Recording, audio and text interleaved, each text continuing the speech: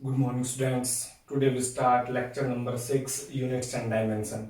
देखिए बेटा, first unit physical world and its measurement में हमने लास्ट जो लेक्चर था लेक्चर नंबर 5 इसमें डिस्कस किया था कि डायमेंशन एनालिसिस क्या होता है। उसके बाद हमने कुछ फंडामेंटल क्वांटिटीज, जो 7 फंडामेंटल क्वांटिटीज थी उनके डायमेंशन फॉर्मूले बताए थे, और कुछ डिराइव्ड जिसमें हमने 10 फंडामेंटल फिजिकल डिराइव्ड क्वांटिटीज का क्या कर लिया था, डायमेंशन फॉर्मूला डिराइव कर लिया था।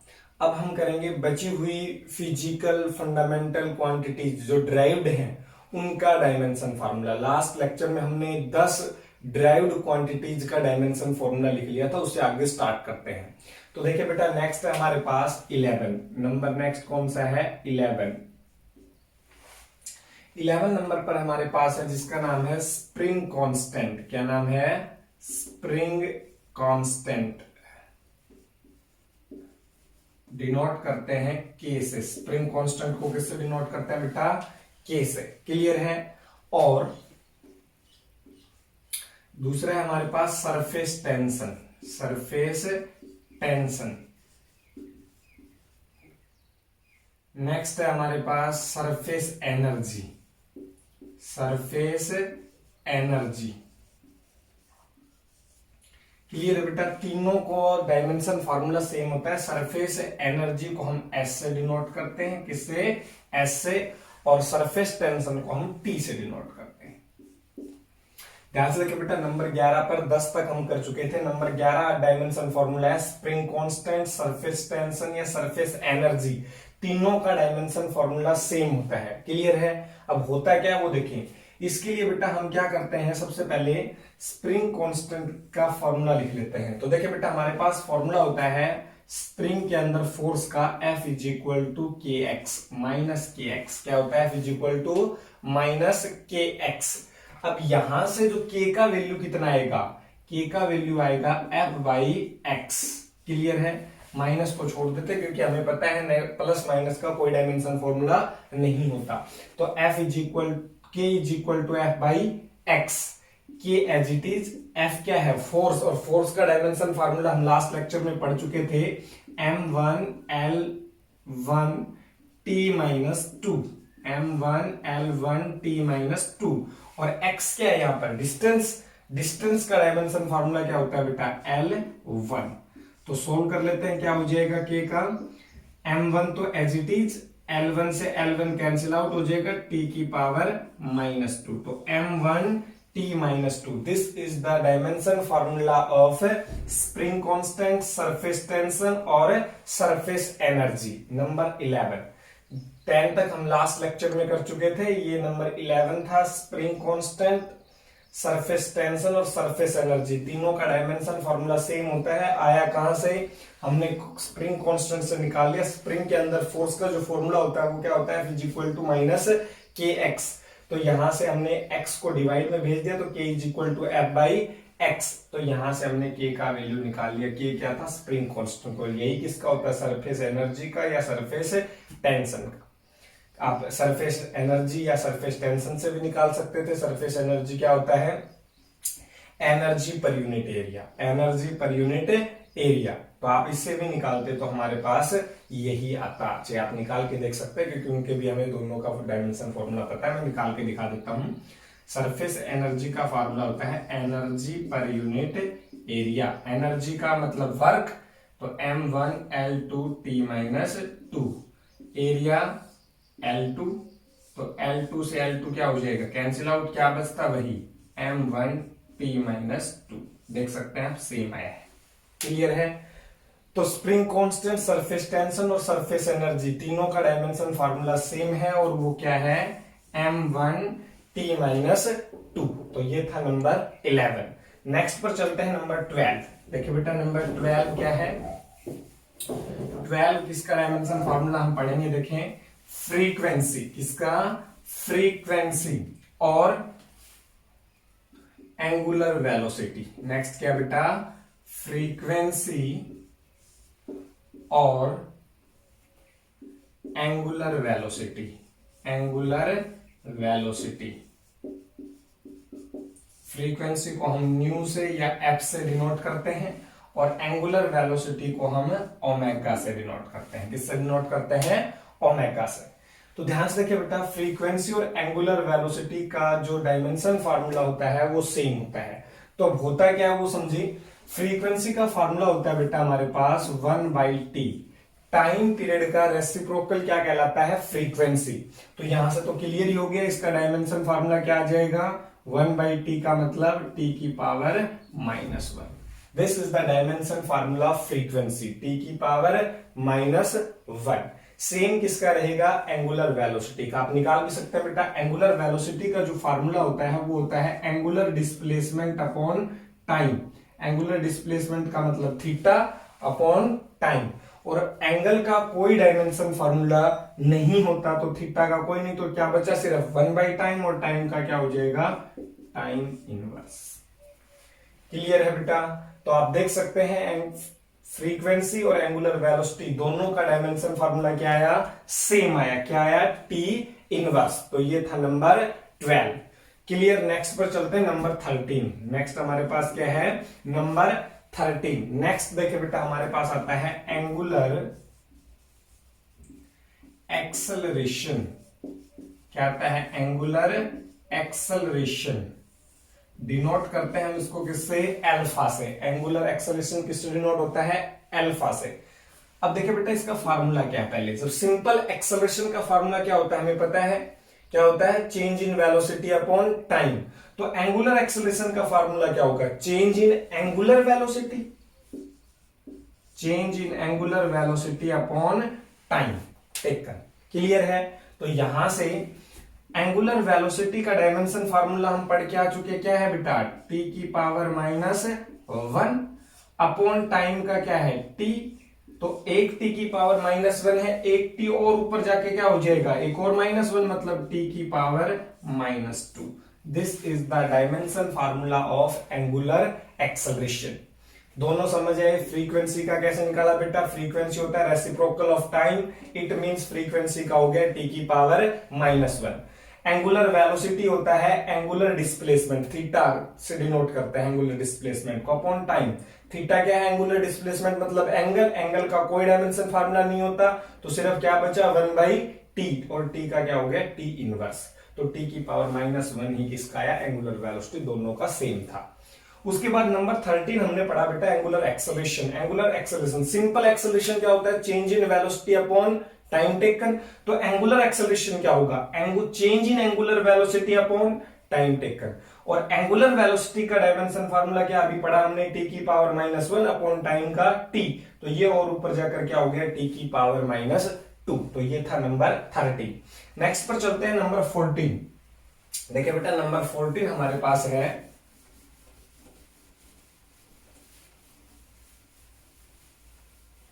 नंबर 14 हमारे पास है मोमेंट ऑफ इनर्शिया। नंबर 14 क्या है? Moment of inertia.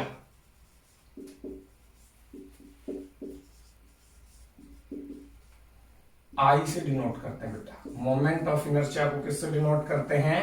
आई से। अच्छा, हम जितने भी क्वांटिटीज का डायमेंशन फॉर्मूला डिस्कस कर रहे हैं, ये सभी क्वांटिटीज हमें पूरी +1 के कंप्लीट सिलेबस के अंदर पढ़नी है।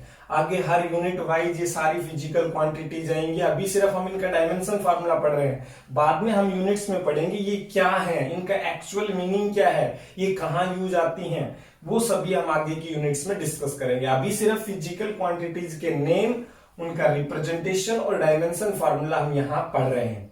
अच्छा, आपको डायमेंशन फार्मूला बेटा सभी का अच्छे से याद होना चाहिए, क्योंकि जैसे ही डायमेंशन फार्मूले कंप्लीट होंगे, हम इसके तुरंत बाद इसके ऊपर न्यूमेरिकल शुरू करेंगे। 4 टाइप के न्यूमेरिकल्स हैं, और न्यूमेरिकल वही बच्चा कर पाएगा जिसको सभी फिजिकल क्वांटिटीज के डायमेंशन फॉर्मूले याद हैं। तो साथ साथ सभी को याद करें, मैं एक एक करके सभी का जो डायमेंशन फॉर्मूला है वो डिराइव करवा रहा हूं, तो आप सभी को अच्छे से लिख कर याद करें।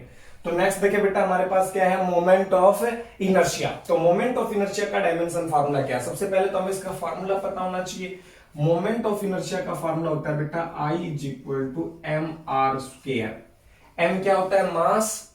r क्या होता है? परपेंडिकुलर डिस्टेंस, मतलब डिस्टेंस ही है। तो this is the formula of moment of inertia. तो अब हमें फार्मूला पता है, तो हम इसका डायमेंशन फार्मूला निकाल सकते हैं। मास का हमें पता है m, डिस्टेंस का l, और स्क्वायर था इसलिए L2। क्लियर है बेटा? तो यहां से मोमेंट ऑफ इनर्शिया का क्या आ गया, mL2। क्या आ गया, m1L2। This is the dimension formula of moment of inertia. Clear है? नेक्स्ट पर चलते हैं, नंबर 15। देखिए बेटा, नंबर 15 क्या है, नंबर 14 क्या था हमारे पास, मोमेंट ऑफ इनर्शिया। नेक्स्ट है हमारे पास एंगुलर मोमेंटम। एंगुलर मोमेंटम क्या है बेटा, नेक्स्ट एंगुलर मोमेंटम। डिनोट करते हैं इसको L से। देखिए बेटा, हम पहले सिंपल लीनियर मोमेंटम पढ़ के आए थे, P से डिनोट करते थे। ये क्या है, एंगुलर मोमेंटम। डिनोट किससे होगा, L से। और प्लैंक्स कांस्टेंट, प्लैंक्स कांस्टेंट, एक कांस्टेंट होता है प्लैंक्स कांस्टेंट, h से डिनोट करते हैं। इसका भी डायमेंशन फार्मूला सेम होता है as that of angular momentum. जो एंगुलर मोमेंटम का डायमेंशन फार्मूला है वही किसका है, प्लैंक्स कांस्टेंट का। निकाल लेते हैं। एंगुलर मोमेंटम का फार्मूला होता है बेटा L is equal to mvr। mv तो क्या था, linear momentum into r, perpendicular distance. ये क्या होता है हमारे पास, एंगुलर मोमेंटम। तो यहां से अब हम डायमेंशन फार्मूला लिख सकते हैं। m मास का हमें पता है, m हो जाएगा वेलोसिटी का, पता ही हमें L1t-1, और r लेंथ का भी L1। सभी के डायमेंशन फार्मूले मेरे पीछे पड़े हुए थे, मास का भी, वेलोसिटी का भी, और r मतलब डिस्टेंस का भी। सोल्व कर लेते हैं। तो m1, L1 और 1 कितना हो गया, 2t-1।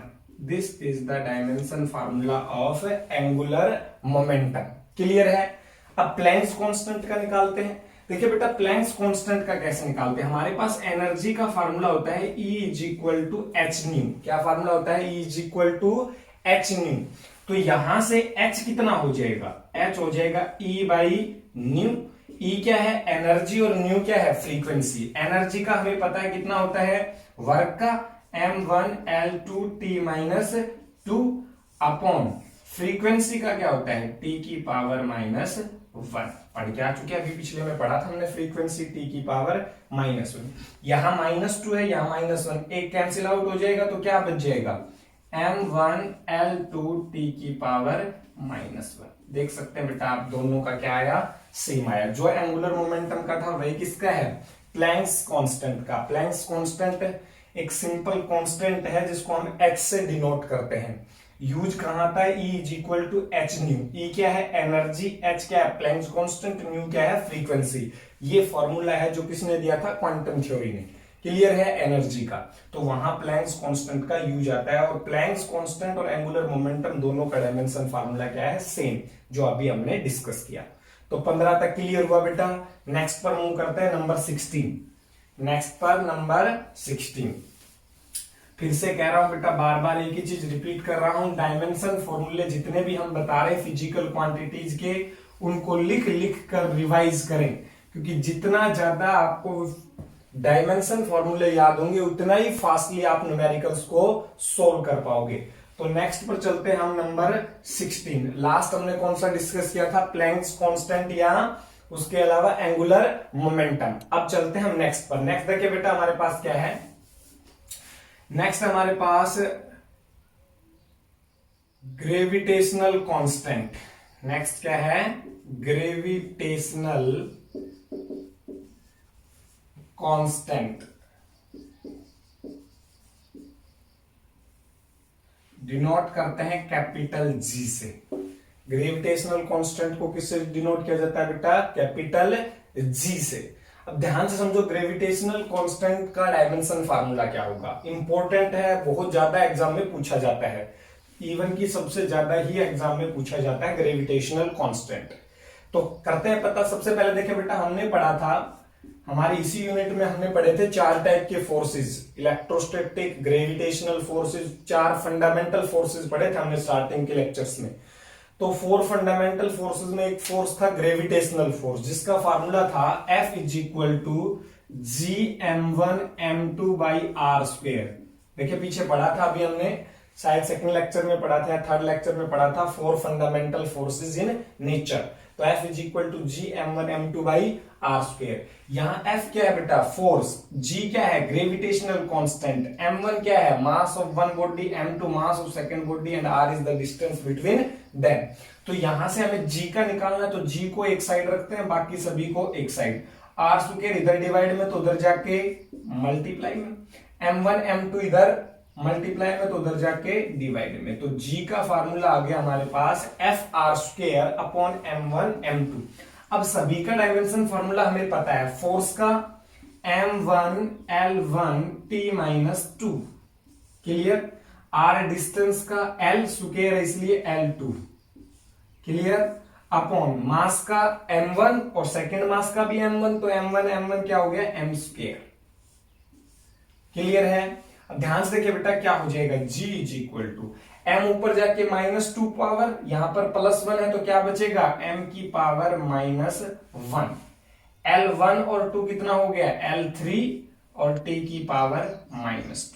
This is the dimension formula of gravitational constant. Gravitational constant का डायमेंशन फार्मूला क्या आया, m-1 L3 t-2। कैसे आया बेटा, ध्यान से समझे, हमने कुछ भी नहीं किया, सीधा बस क्या अप्लाई किया, ग्रेविटेशनल फोर्स का फॉर्मूला अप्लाई किया, F is equal to G m1 m2 by R square. G को एक साइड रखा, बाकी सभी को एक साइड कर दिया, क्योंकि हमें तो capital G means gravitational constant का डायमेंशन फार्मूला निकालना था। बाकी सभी का डायमेंशन फार्मूला हम पीछे पढ़ चुके थे, सबका पुट करके सोल्व कर लिया, तो क्या आ गया, dimension formula of gravitational constant. ये था number 16। Now we will move towards number 17। देखिए नेक्स्ट 17 कौन सा बेटा,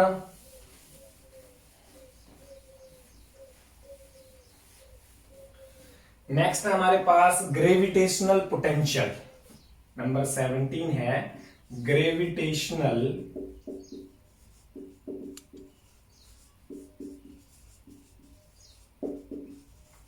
पोटेंशियल।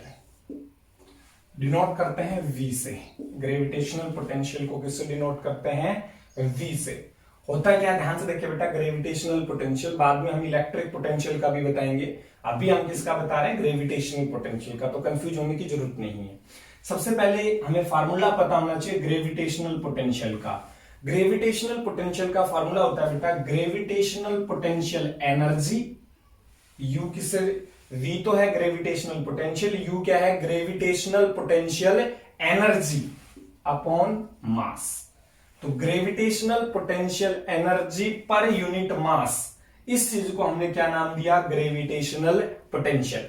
तो अब देखिए बेटा, ग्रेविटेशनल पोटेंशियल एनर्जी, एनर्जी चाहे कोई भी हो, सबका डायमेंशन फार्मूला हमें पता है, m1 l1 t-2, l1 नहीं l2, m1 l2 t-2, work का जो डायमेंशन फार्मूला वही एनर्जी का, अपॉन मास का m1।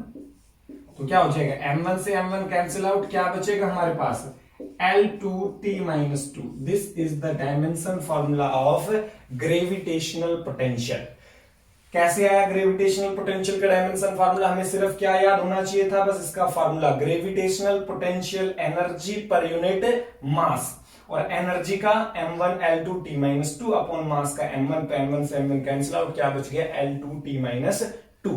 This is the dimension formula of gravitational potential. Clear है, नेक्स्ट पर चले। नेक्स्ट देखिए बेटा नंबर 18। नेक्स्ट क्या हमारे पास, number 18 gas constant. Gas constant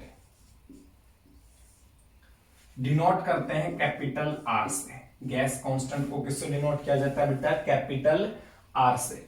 देखिए बेटा, कुछ कुछ चीजें अभी आप नई पढ़ रहे हैं, नई फिजिकल क्वांटिटीज है जिनके नाम आप पहली बार सुन रहे हैं, तो उनके लिए आप बिल्कुल भी कंफ्यूज ना हो। पूरे +1 में हम इन्हीं को पढ़ने वाले हैं यूनिट्स के अंदर। अभी स्टार्टिंग में बस सभी का नाम और हम उनके डायमेंशन फॉर्मूले जान रहे हैं, बाकी पूरे सिलेबस में +1 की 10 यूनिट्स हमारी फिजिक्स की, सभी में हम इन्हीं फिजिकल क्वांटिटीज को डिस्क्राइब करेंगे। क्लियर है, तो बात करते हैं गैस कांस्टेंट की, डिनोट करते हैं किससे, कैपिटल आर से। अब सबसे पहले इसका हमें फार्मूला पता है, हमारे पास एक इक्वेशन होती है ideal gas equation, PV is equal to nRT। ये इक्वेशन होती है क्या, आइडियल गैस इक्वेशन। इस इक्वेशन को हम क्या बोलते हैं बेटा? Ideal gas equation. ये भी हम आगे की यूनिट्स में पढ़ेंगे। PV is equal to NRT. P यहां पर प्रेशर है, वी वॉल्यूम है, एन नंबर ऑफ मोल्स है, आर गैस कांस्टेंट है और टी क्या है? टेम्परेचर है। तो हमें किसका निकालना है बेटा? हमें तो आर का निकालना है। तो आर को एक साइड, बाकी सभी को एक साइड। तो आर को एक साइड रखा, एन और टी मल्टीप्लाई में इधर आके डिवाइड में, तो PV by N into T. Clear है बेटा आर का? अब यहां से सबके डायमेंशन फार्मूले हमें पता है, पुट कर देते हैं। प्रेशर का हम पीछे पढ़ चुके, क्या था प्रेशर का? M1 L-1 T-2। M1 L-1 T-2। Volume का भी पीछे पढ़ चुके हम, क्या था बेटा? L³ upon number of moles का भी ये फंडामेंटल क्वांटिटी में पढ़ा था हमने, क्या था? मोल। क्लियर है? Amount of substance. T temperature का भी पढ़ा था हमने, क्या? के। ये मैंने बताया था, हम थीटा से भी डिनोट कर सकते हैं। 7 फंडामेंटल के बताए थे, तब बताया था टेम्परेचर का के या थीटा दोनों से कर सकते हैं। क्लियर है? अब इसको सोल्व कर लेते हैं। तो सोल्व करेंगे, क्या आएगा आर का? देखिए बेटा, M1 L-1 प्लस 3 कितना हो जाएगा? +2। क्लियर? T-2 मोल और केल्विन दोनों ऊपर जाएंगे तो -1 हो जाएंगे, केल्विन इनवर्स और mole inverse. This is the dimension formula of gas constant. तो गैस कांस्टेंट का डायमेंशन फार्मूला क्या है बेटा? M1 L2 T-2 K-1 और मोल -1।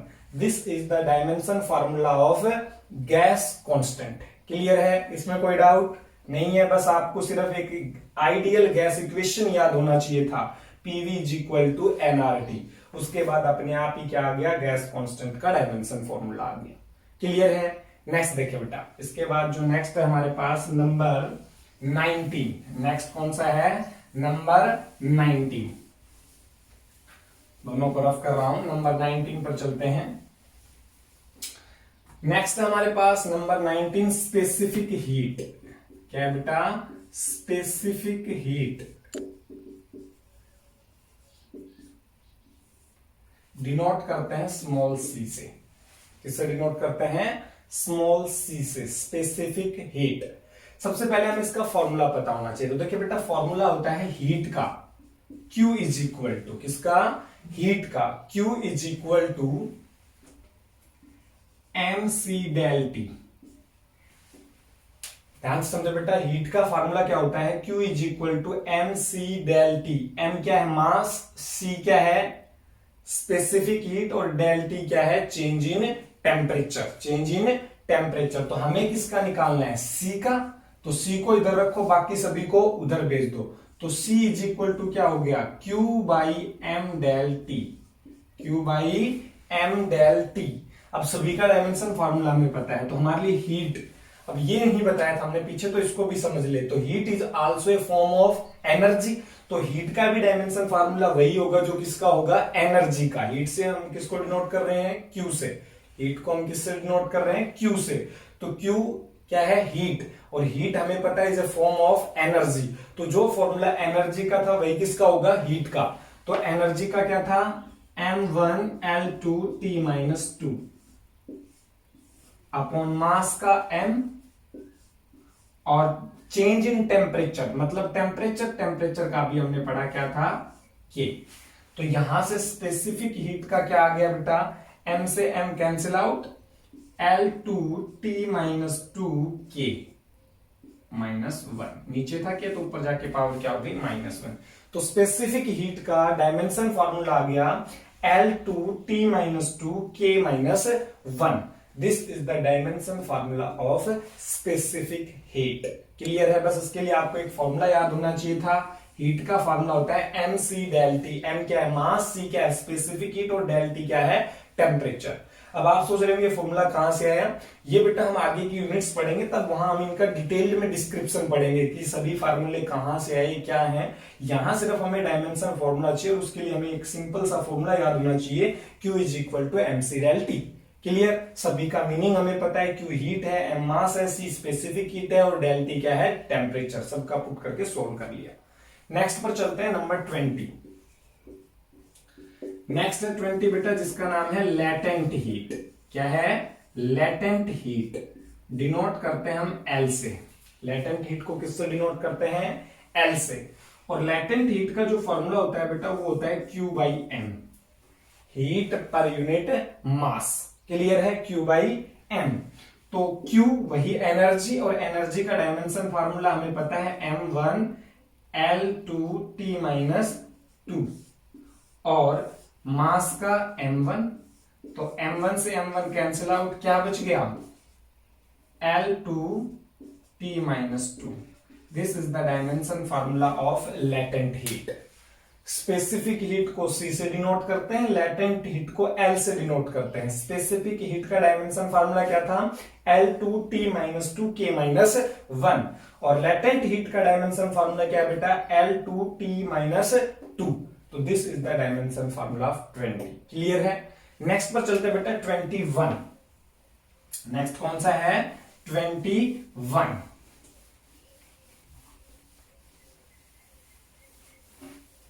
20 हो चुके हैं, अब नेक्स्ट 21 पर चलते हैं। नेक्स्ट देखिए बेटा 21 हमारे पास क्या है,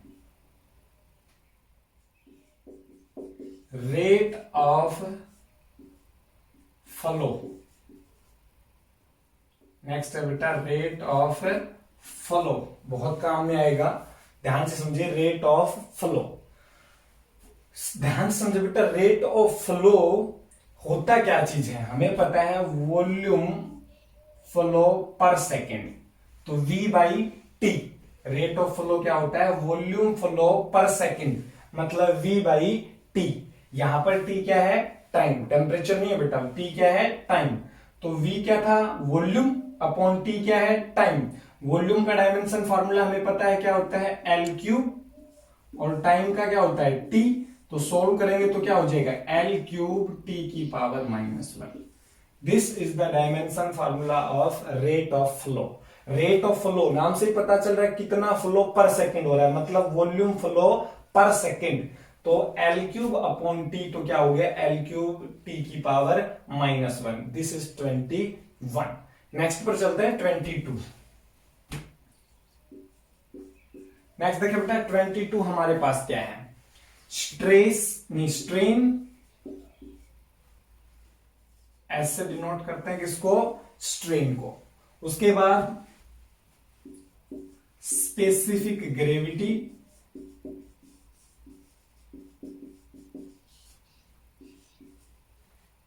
रिलेटिव डेंसिटी,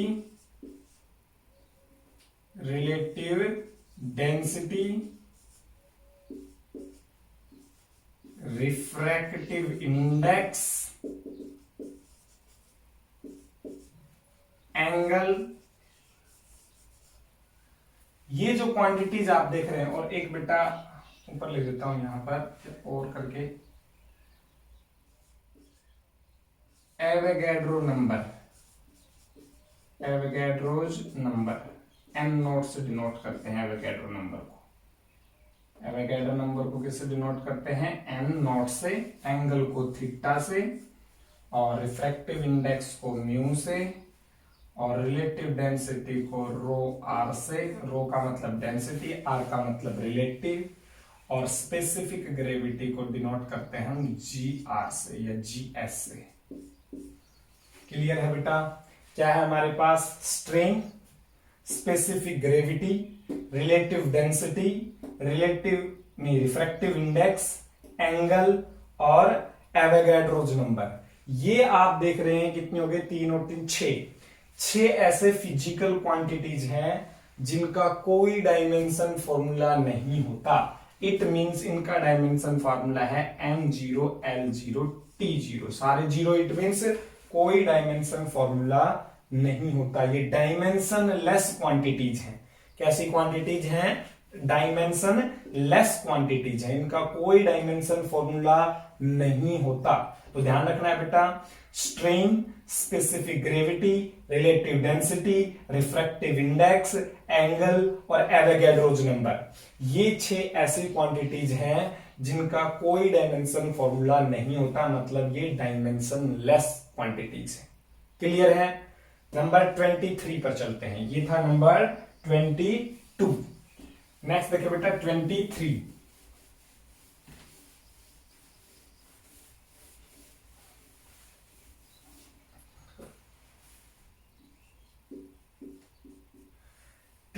है बेटा हमारे पास रेजिस्टेंस। क्या है? नहीं, रेजिस्टेंस से पहले हम करते हैं इलेक्ट्रिक पोटेंशियल को। Electric potential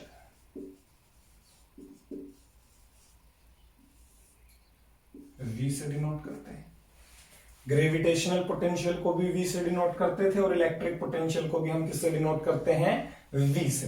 but gravitational potential अलग चीज था, इलेक्ट्रिक पोटेंशियल अलग है। तो ध्यान से देखिए बेटा, इलेक्ट्रिक पोटेंशियल का क्या होगा? इलेक्ट्रिक पोटेंशियल का फार्मूला क्या होगा? Electric potential energy per unit charge. देखिए जब ग्रेविटेशनल पोटेंशियल पढ़ा था तब हमने क्या कहा था? Gravitational potential energy per unit मास। अब इलेक्ट्रिक पोटेंशियल पढ़ रहे हैं तो इलेक्ट्रिक पोटेंशियल का क्या होगा? Electric potential energy per unit charge. वहां मास था, यहां चार्ज है। क्लियर है? तो ध्यान से देखिए बेटा, ये क्या है? Electric potential energy. एनर्जी कोई भी हो, सबका डायमेंशन फार्मूला हमें पता है, m1L2T-2। क्लियर है? चार्ज, चार्ज का मैं अलग से बता देता हूं बेटा साइड में। तो देखिए चार्ज का फार्मूला होता है बेटा I into T, current into time. Charge का फार्मूला क्या होता है? Current into time. तो चार्ज का डायमेंशन फार्मूला क्या होगा? करंट फंडामेंटल क्वांटिटी है, ए से डिनोट करते हैं, हम पीछे पढ़ चुके हैं इसका डायमेंशन फार्मूला करंट का। और टाइम का भी फंडामेंटल है, इट मींस टी। तो क्यू का क्या हुआ? ए इंटू टी। क्लियर है? तो यहां पर रख दे क्यू का क्या? A1T1। सोल्व करेंगे तो क्या आएगा बेटा? देखिए M1L2 तो U का U, T की पावर -2 और नीचे +1 ऊपर जाके ये भी -1 हो जाएगी, तो कितना हो जाएगा? T की पावर -3 और A की पावर +1 ऊपर जाके क्या हो जाएगी? -1। तो this is the dimension formula of electric potential. Electric potential का डायमेंशन फार्मूला क्या आ गया बेटा? M1L2T-3A-1। This is the dimension formula of electric potential. Clear है? नेक्स्ट पर चलते हैं बेटा। देखिए इसके बाद हमारे पास क्या है, साथ साथ ही बता देता हूं, नंबर 24, पोटेंशियल ग्रेडियंट।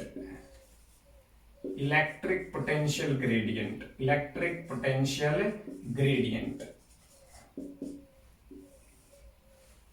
देखिए बेटा ध्यान से समझे, इलेक्ट्रिक पोटेंशियल ग्रेडियंट को के से डिनोट करते हैं। फॉर्मूला क्या होता है इलेक्ट्रिक पोटेंशियल ग्रेडियंट का? वही अभी हमने पढ़ा, इलेक्ट्रिक पोटेंशियल, और ग्रेडियंट का मतलब होता है अपॉन लेंथ। जैसे आपसे पूछा जाए वेलोसिटी ग्रेडियंट तो V/L, जैसे आपसे पूछा जाए प्रेशर ग्रेडियंट तो प्रेशर बाई लेंथ, जैसे आपसे पूछा जाए कि फोर्स ग्रेडियंट तो फोर्स अपॉन लेंथ। जब भी किसी चीज के पीछे ग्रेडियंट वर्ड लगे तो उसका मतलब है अपॉन लेंथ। तो इलेक्ट्रिक पोटेंशियल ग्रेडियंट क्या हो जाएगा? Electric potential upon length. Clear है? तो इलेक्ट्रिक पोटेंशियल का डायमेंशन फार्मूला अभी हमने पढ़ा क्या था? M1L2T-3A-1 अपॉन लेंथ का क्या हो जाएगा बेटा? L1। तो एक L1 से कट जाएगा, क्या बचेगा? 1। तो क्या आ गया डायमेंशन फार्मूला? M1L1T-3A-1। ये हो गया dimension formula of electric potential gradient. Gradient word का मीनिंग समझ आना चाहिए था बेटा, अपॉन लेंथ। अब आप किसी का भी निकाल सकते हो, power gradient, force gradient, pressure gradient, सभी के नीचे लेंथ कर देंगे। तो क्लियर हुआ नंबर 24। नेक्स्ट पर चलते हैं। पोटेंशियल का ध्यान रहे बेटा, अभी पोटेंशियल का बहुत काम आएगा। पोटेंशियल का क्या है? M1L2T-3A-1। चलते हैं आगे नेक्स्ट के ऊपर। नेक्स्ट देखिए बेटा हमारे पास क्या है, नंबर 24 हो गया था, 25, नंबर 25। इलेक्ट्रिक पोटेंशियल का हमने कर लिया। अब हम बात करते हैं रेजिस्टेंस की। किसकी? रेजिस्टेंस, 10th क्लास में हमने पढ़ा था रेजिस्टेंस डिनोट करते हैं किससे, आर से। किससे डिनोट करते हैं बेटा, आर से। तो रेजिस्टेंस का डायमेंशन फार्मूला क्या होगा, तो देखिए बेटा अकॉर्डिंग टू ओम्स लॉ हमने पढ़ा है V इज इक्वल टू क्या होता है, आई आर। हमें किसका निकालना है, आर का, तो आर क्या हो जाएगा, V by I, V by I. V क्या है, इलेक्ट्रिक पोटेंशियल, अभी निकाल के आए हम, M1 L2 T minus 3 A minus 1। This is the dimension formula of electric potential. I current, current का तो हमें पहले ही पता है क्या होता है, एम्पियर। क्लियर है, सोल्व कर लेंगे तो क्या आ जाएगा, M1 L2 T minus 3 A minus 1 है और नीचे प्लस का 1 है, तो ये ऊपर जाके भी माइनस हो जाएगा, तो क्या हो जाएगा, A की पावर माइनस 2। तो this is the dimension formula of resistance. Electric potential का समझ आया, इलेक्ट्रिक पोटेंशियल ग्रेडियंट का समझ आया, और किसका समझ आया, रेजिस्टेंस का। क्लियर है बेटा। नेक्स्ट देखें नंबर 26। नंबर 26 है हमारे पास कंडक्टेंस। क्या है, कंडक्टेंस। ये भी हमने 10th क्लास में पढ़ा था, डिनोट करते थे कैपिटल जी से।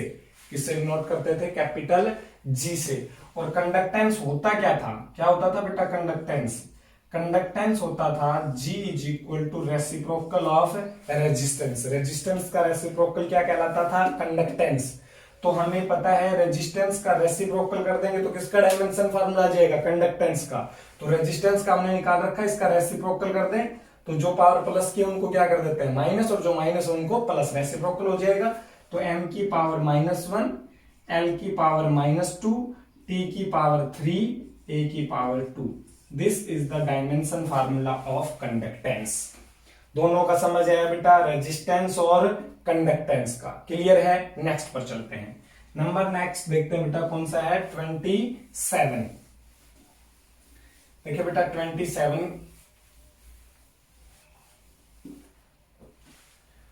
27 हम लेते हैं बेटा किसको,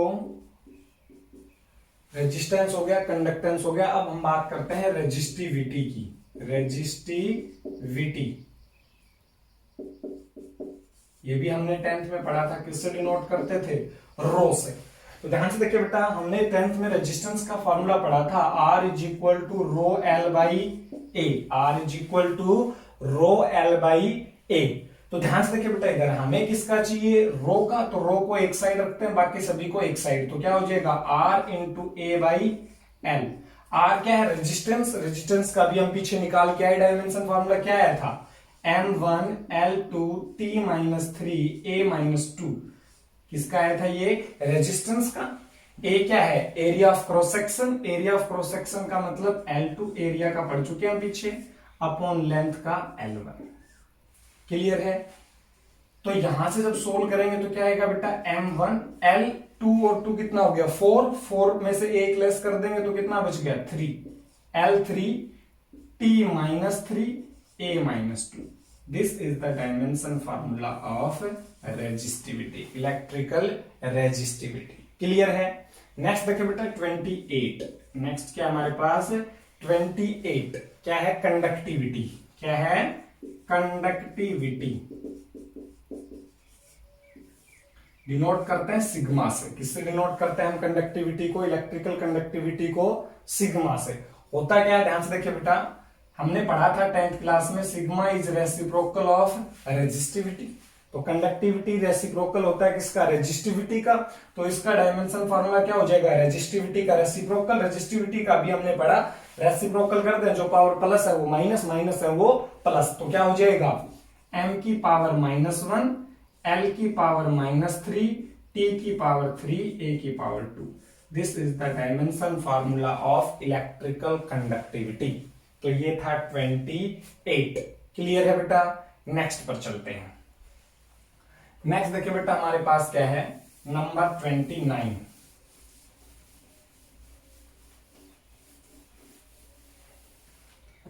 नेक्स्ट है हमारे पास 20 number 9, electrostatic constant. Electrostatic constant denote करते हैं के से। इलेक्ट्रोस्टैटिक कांस्टेंट किससे डिनोट करते हैं, के से। देखिए बेटा, जैसे मैंने पहले ही कहा था, हम एक ही सिंबल से बहुत ज्यादा फिजिकल क्वांटिटीज को डिनोट कर सकते हैं। के से हमने किसको डिनोट किया था, स्प्रिंग कांस्टेंट को भी किया था, और अब किसको कर रहे हैं, इलेक्ट्रोस्टैटिक कांस्टेंट को। तो एक सिंबल से ही एक से ज्यादा फिजिकल क्वांटिटीज को डिनोट किया जा सकता है।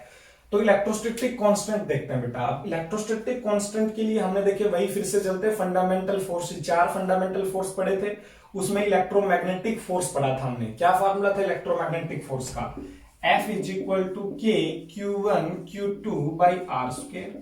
F क्या था, फोर्स, Q1 Q2 क्या थे, चार्ज, R क्या था, डिस्टेंस, और K क्या था, इलेक्ट्रोस्टैटिक कांस्टेंट। तो ध्यान से देखिए बेटा, इलेक्ट्रोस्टैटिक कांस्टेंट में K का निकालना है, K को एक साइड रखते हैं, बाकी सभी को दूसरी साइड भेज देते हैं। तो क्या हो जाएगा, F R square upon Q1 into Q2। F force का हमें पता है क्या होता है, M1 L1 T minus 2, M1 L1 T minus 2।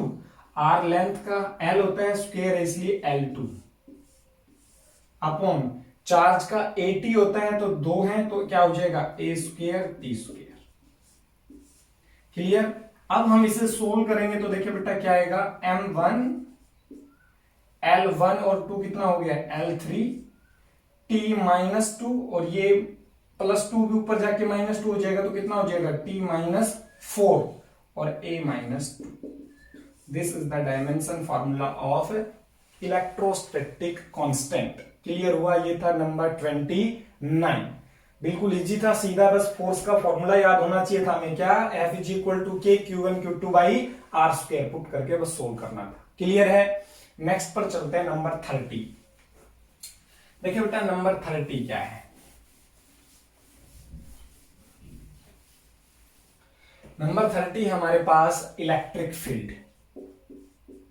क्या है, इलेक्ट्रिक फील्ड इंटेंसिटी।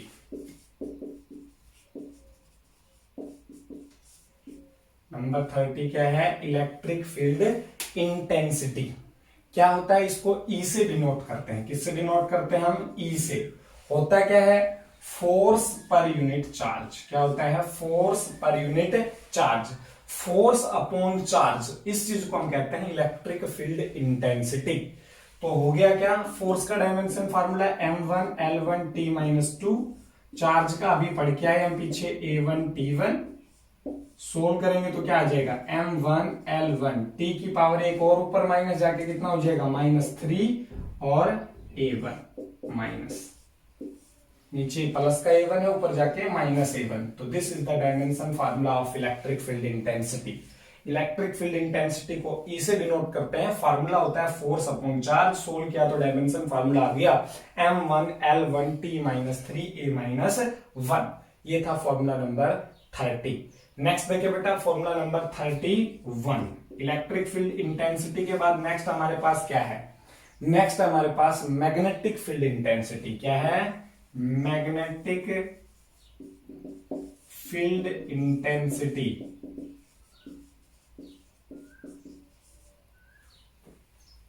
इसको हम B से डिनोट करते हैं। मैग्नेटिक फील्ड को किससे डिनोट करते हैं बेटा, B से। इसका डायमेंशन फार्मूला कैसे निकलेगा, तो इसके लिए हम क्या करेंगे, मैग्नेटिक फील्ड को B से डिनोट करते हैं, और डायमेंशन फार्मूला निकालने के लिए हम यूज करेंगे फार्मूला फोर्स। क्या होता है, ILB sin थीटा। पढ़ा था हमने 10th क्लास में, force on a conductor present in magnetic field. जब भी कोई कंडक्टर मैग्नेटिक फील्ड में रखा होता है तो उस पर फोर्स कितना लगता है, ILB sin थीटा। तो ध्यान से देखिए बेटा, हमें किसका निकालना है, B का।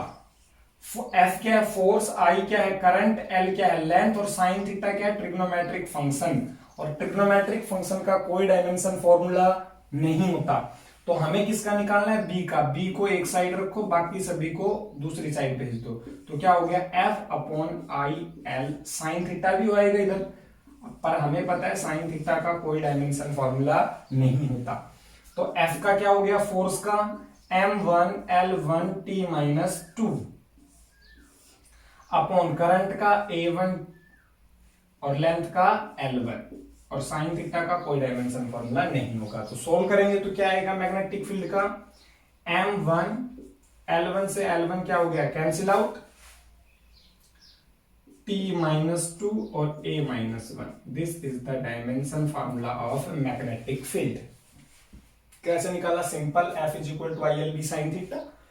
साइन थीटा कांस्टेंट टर्म है, ट्रिग्नोमेट्रिक फंक्शन है, इसका कोई डायमेंशन फॉर्मूला नहीं होगा, तो क्या बचा, F is equal to I L B, B क्या हो जाएगा F upon I L, force upon current into length, solve कर लिया हमने। क्लियर है?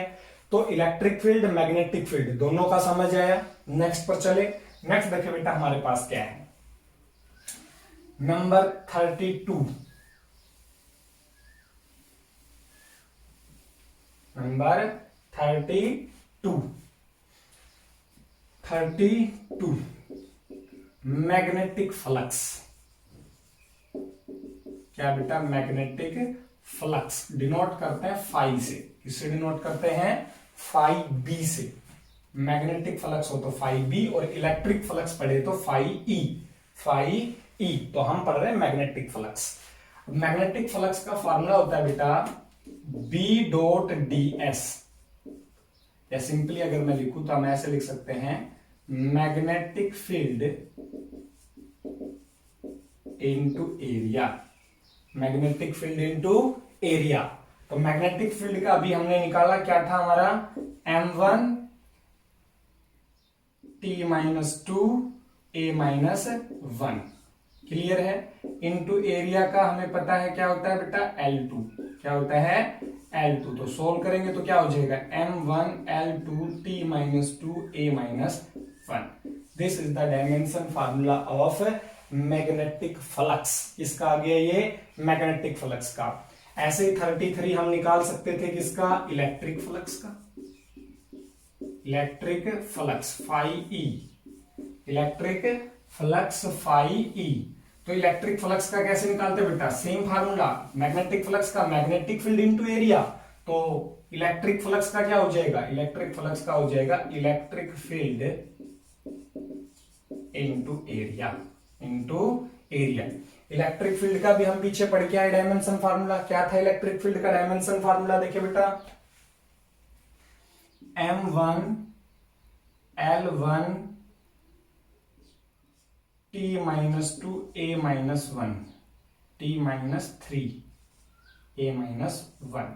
ये तो था किसका, इलेक्ट्रिक फील्ड का। इनटू एरिया का क्या हो जाएगा, L2। सोल्व करेंगे तो क्या आ जाएगा, m1 L3 t minus three a minus one. This is the dimension formula of electric flux. तो ये थे कुछ डायमेंशन फार्मूले ऑफ फिजिकल ड्राइव्ड क्वांटिटीज। देखिए बेटा हमने फंडामेंटल क्वांटिटीज का भी पढ़ा 7 का, और कुछ फिजिकल ड्राइव्ड क्वांटिटीज का भी जो हमने पढ़ी 33 ड्राइव्ड फिजिकल क्वांटिटी, जिनके डायमेंशन फार्मूले हमने डिस्कस किए। सबसे पहले बेटा ये जो हमने टोटल लगभग 40 के समथिंग पढ़े और काफी के सेम थे, तो लगभग ये 60-65 के समथिंग हो गए। हमने डायमेंशन फॉर्मूले पढ़े, ये सभी को याद होने चाहिए बेटा। देखो ये आपको याद होंगे, मैंने सभी का ड्राइव करके दिखाया, आपका दिमाग में सभी का फॉर्मूला होना चाहिए। अगर आप भूल जाते हैं तो आप ड्राइव कर सकते हैं, या फिर आपको डायरेक्ट अगर डायमेंशन फॉर्मूले याद रहते हैं तो बहुत बेटर है। तो आप सभी के डायमेंशन फॉर्मूले याद करें। इसके बाद कल मींस नेक्स्ट लेक्चर में हम डिस्कस करेंगे किसके ऊपर, इनके ऊपर बेस्ड न्यूमेरिकल्स पर। डायमेंशन फॉर्मूले के ऊपर 4 टाइप के न्यूमेरिकल हैं जिनको हम डिस्कस करेंगे। पर उसके लिए सबसे इंपॉर्टेंट है आपको फॉर्मूले अच्छे से लर्न होने चाहिए। आप देखेंगे जब मैं न्यूमेरिकल्स करवाऊंगा तो उनमें फॉर्मूले डायरेक्ट यूज होंगे, और फॉर्मूले डायरेक्ट यूज आप तभी कर पाएंगे जब आपको ये सभी डायमेंशन फॉर्मूले क्या होंगे, लर्न होंगे। क्लियर है? तो आज के लेक्चर के लिए एनफ है, आपका काम यही है कि सभी के डायमेंशन फॉर्मूले लर्न करें। बाकी हम इसके ऊपर बेस्ड न्यूमेरिकल्स नेक्स्ट लेक्चर में डिस्कस करेंगे। Thank you.